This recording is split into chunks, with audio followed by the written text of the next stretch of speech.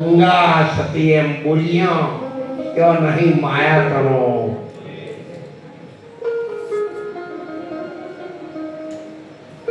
ગુરુપદ શબ્દ ક્રોસ ન થાય એટલા માટે ગુરુપાદ એટલે ગુરુપાદ નો અર્થ થાય જળમો કમળ.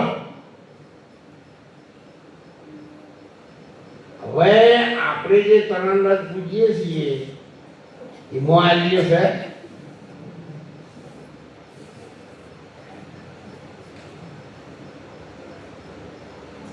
અને 14 લોક પૂજાય એની પૂજા થાય એટલે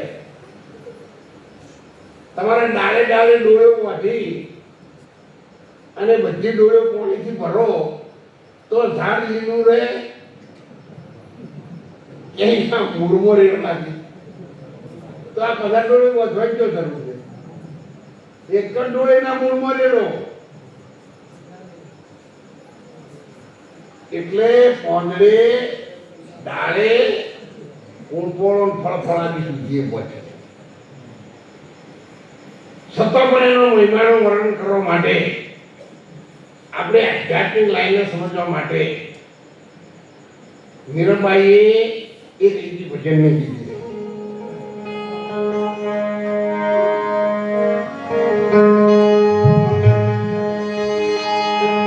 બધા સંતોએ કીધી છે દેજો દેજો અમને સંતોના માથા ઉપર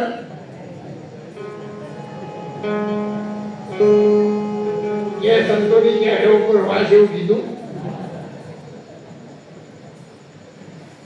દેજો દેજો અમને સંતોના ચરણોમાં વાસ અને એ ચરણ રજ. સાહેબ આમ તો જનરલ ભાષામાં તો એવું છે કે સંતો નીકળ્યા હોય ને તો એના ચરણ રસ્તી ભૂમિ તીર્થધામ બની જાય. પણ એની સુતા બગાડ